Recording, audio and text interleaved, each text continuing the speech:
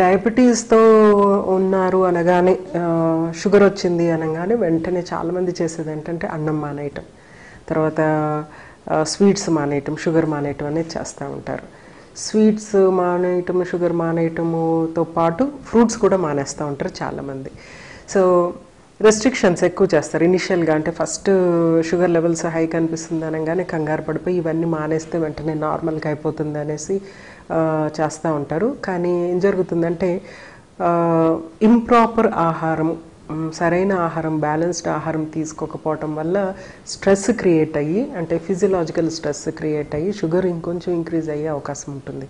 అప్పుడు ఏం కంప్లైంట్ చేస్తారంటే, నేను అన్నం మానేశాను అయినా కూడా నాకు షుగర్ లెవెల్ తగ్గలేదు, షుగర్ మానేశాను, స్వీట్స్ మానేశాను అయినా కూడా షుగర్ లెవెల్స్ తగ్గట్లేదు అని కంప్లైంట్ కూడా కామన్గా కనిపిస్తూ ఉంటుంది అనమాట. So best diet for diabetes ఏంటంటే ఆహారంతో పాటు ఆహారాన్ని కాంప్లెక్స్ చేయాలన్నమాట. ఆహారంతో పాటు ఫైబర్ ఎక్కువగా ఉండేటట్టు చూసుకోవాలి. ఫైబర్ అంటే వెజిటబుల్స్లో ఫైబర్ ఉంటుంది, ఫ్రూట్స్లో ఫైబర్ ఉంటుంది, తర్వాత హోల్ గ్రెయిన్స్లో కూడా ఫైబర్ ఉంటుంది. హోల్ గ్రెయిన్స్ అంటే ఉదాహరణకి మనకి బ్రౌన్ రైస్ అంటే ఆల్మోస్ట్ హోల్ గ్రెయిన్ కింద లెక్క, అలాగే ragi is a whole grain, oats whole grain, జొన్నలు ఇవన్నీ కూడా, సజ్జలు, కొర్రలు ఇవన్నీ హోల్ గ్రెయిన్స్ అనమాట. వాటితో పాటు పప్పు దినుసులు కూడా హోల్ గ్రెయిన్స్ ఉంటాయి. ఉదాహరణకి మనకి శనగలు, పెసలు, అలసందలు, బొబ్బర్లు, రాజ్మా ఇలాంటివన్నీ కూడా హోల్ గ్రెయిన్స్ అనమాట. ఆహారాన్ని హోల్ గ్రెయిన్స్తో ఒక మిక్స్ చేసుకుని తీసుకుంటే గనక షుగర్ లెవెల్స్ వెంటనే ఇలాగా షూట్ అప్ అవ్వనమాట. అవి బ్లంట్ అయిపోతాయి. షుగర్ లెవెల్స్ బ్లంట్ అయ్యి షూట్ అప్ అవ్వకుండా ఒక నార్మల్సీ మెయింటైన్ చేయడానికి అవకాశం ఉంటుంది. అంటే నియర్ నార్మల్ కానీ లేకపోతే నార్మల్ షుగర్ లెవెల్స్ కానీ మెయింటైన్ చేయడానికి అవకాశం ఉంటుంది.